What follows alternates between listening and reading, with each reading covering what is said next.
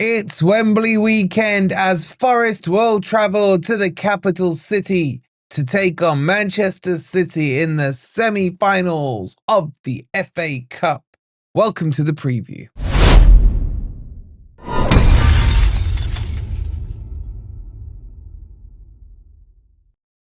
Good morning, good evening, or good night. Hope you guys are doing well, and welcome to your preview for the FA Cup semi-final. If you're excited for the FA Cup, for the trip to Wembley, if you're going, let us know in the comments down below. Make sure you've hit that like button. Make sure you're subscribed as well if you are new. The age-old debate continues. If a gun was held to your head, FA Cup or Champions League, what are you choosing? I'm still saying Champions League.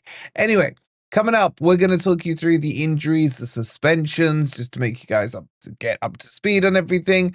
We'll talk you through little bits Nuno has said in his presser, and we'll also go through the team sheet as well, on my expected lineup on what I think Nuno will do. So let's jump into it. Right, the hot talking point is Aina right now. What we do now know about his injury is it's a grade 2 calf tear injury, which on paper is 3 to 4 to 8 weeks. 4 to 8 weeks, probably the easiest way to say it, on recovery.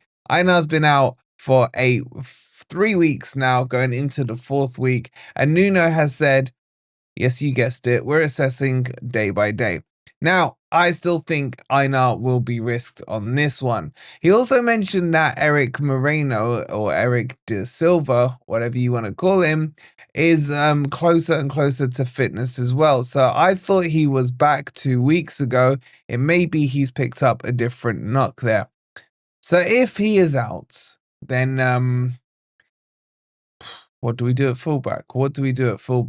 By the way, there's apparently another leak of the team sheet going around saying that it's exactly the same team as last week. It's just instead of who played right back, Nico Williams right back is going to be Eric de Silva. What I'll say is, man, you know when leaks are fake when they're doing them like 3 days in advance. Teams aren't decided that early on, so don't believe what you see all over social media. Okay, in terms of other news, Nico Williams is suspended. Ryan Yates is suspended. Outside of that, there's no new injury updates to be had with the team. Now, this game is going to be tough. It is against the Man City team who have everyone pretty much available, I think, apart from their keeper and Rodri. So this is going to be a tough match for Forest. This is going to be a low block match. We can try and call it a mid block. We can try and call it a counter-attack. It'll be low block. Oh yeah, and don't forget Haaland's still out as well for Man City. So I don't care though, because if Forest are to win the FA Cup and we've low blocked our way through it, or whatever the Ops fans want to call it, or we go and win 5 penalty shootouts in one competition to win it, those stats are not recorded on the trophy. It's just the name of the club that wins it. So I don't care how it gets done over the line. Now, has our recent dip in form, as some people want to call it, been because of the FA Cup, because we've been focusing a little on this? I don't think so. I just thought we got a little bit outplayed at Villa in the first half, came back in the second half, and then we were very lazy against Everton, and obviously bounced back against Spurs. So, how am I feeling about this game? Well, let's go and have a look at the team sheet, and I'll tell you. Okay, so as we go into the team, and speaking of team, don't forget to check out the Football Prizes brand new giveaway, where you can win this sick looking frame with a full squad signed Forest kit, and it's got, sick background to it, framed up. I want it. And you can be in this prize draw for 99p. Yes, 0.99 pence. That's crazy. So go get your tickets there. There's Insta prizes to be won as always. And there's loads of them. You got another Forest signed shirt, not framed in this case. You got an Ola Aina with LED signed frame shirt. You've got a Milenkovic signed frame shirt as well. It's just crazy the amount of prizes that you can hit. Go check it out. All the details are there for you. Okay, let's get back to this team sheet and let's do what we know for sure is not going to happen. So let's put a couple of people on the naughty step. So Nico Williams, you're on the naughty step there. Let's just tuck you in there. Wave to everyone. And Ryan Yates, you can go just behind the football prizes thing here on the naughty step. Scan that QR code. So that's for sure what's going to happen. We've already talked about Ola Aina. I'm going to grant he's going to make it. If he doesn't make it, the only other option really is to put Tuffalo or Moreno on the right-hand side and then bring Tuffalo or Moreno on the left-hand side, if you get my flow. So that's the first step. So I'm going to go with this back four. Now, I thought Tuffalo had a good game on Monday. I don't think he starts. I actually think Moreno's going to come in. If I'm honest with you, I think Moreno is utter crap, but I can see him coming in just because even though Tuffalo had a cracking game, has he recovered in time? So I would expect Moreno to come in there, even though personally I would start Tuffalo. Into the midfield, I would go in midfield 3, but I'll drop Danilo. I don't think he was bad, but I think he grew into the game rather than being excellent. I'm going to drop Morgan Gibbs-White into the middle here. I'm going to put Elanga onto the right-hand side, and I'm going to go Callum Hudson-Odoi out wide on the left. And that's the team I would go with. We need to make sure that we got options with a counter-attack. Now, some of you might say, well, that's just a 4-2-3-1. If you just push Morgan Gibbs-White there. No, I want him to play an 8. I want him deep. I want to keep Elanga wide and high, and Callum Hudson-Odoi wide, not as high. Probably, like if I'm playing it in-game, this is how the formation would look. Like if we're talking realistic here, right? You'd have Dominguez sitting somewhere in there, operating that area. Gibbs-White operating in behind Wood. We're going to be quite a lot deeper than this, than this line suggests. But you catch my drift. That's the kind of general shape that I would go with.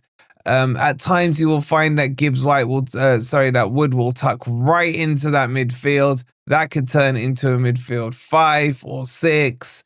And then Elanga ends up floating here as the counter-attacking option. So that's what I'd go. It's a bit brick wally. You know what? I think that's Ant's formation that he was telling everyone about and he got so annoyed about on Grumpy Old Reds last night. If you haven't seen that, make sure you go check it out.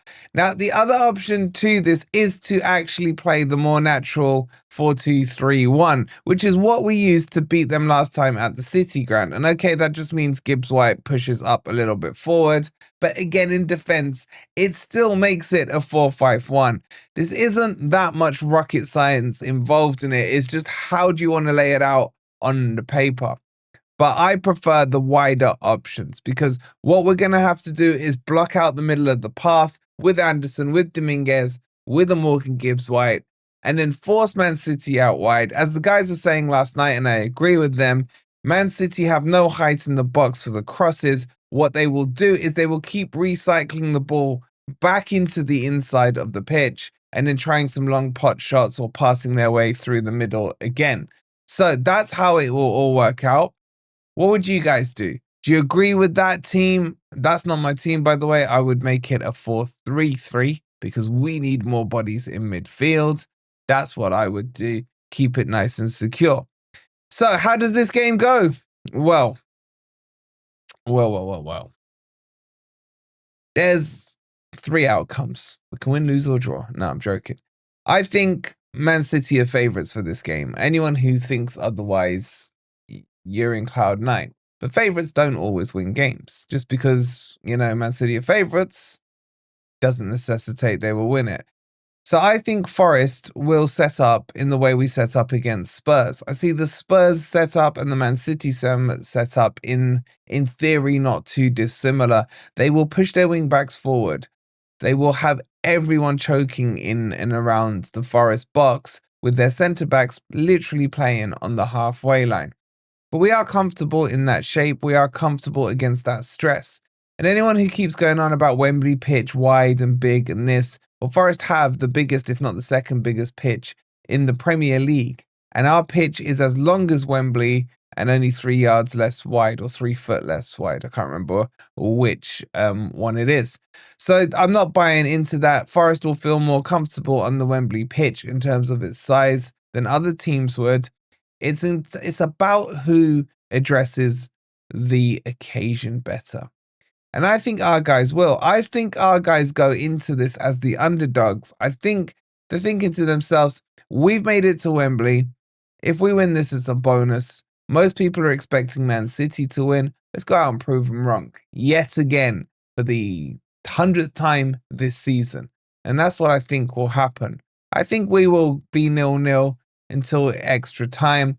Our guys during extra time will look like they are dead on their feet. It won't matter. They'll make it to penalties. And then Sells will save 2. It will be the second penalty and the 4th penalty. Forest will miss one of those penalties. And then the final penalty taker will score and put Forest into the final. Clip that up. You heard it here first. I'm going 0-0 penalties to Forest. What are your score predictions? Let me know in the comments down below. If you enjoyed the video, please don't forget to hit the like button. Make sure you're subscribed as well if you're new. Go check out our new show, The Run-In, with a fantastic panel of guests all representing their clubs for the clubs that are fighting it out to get into those Champions League spots. I'll leave it for you guys on the end screen. We'll see you on the next video. Come on, you Reds.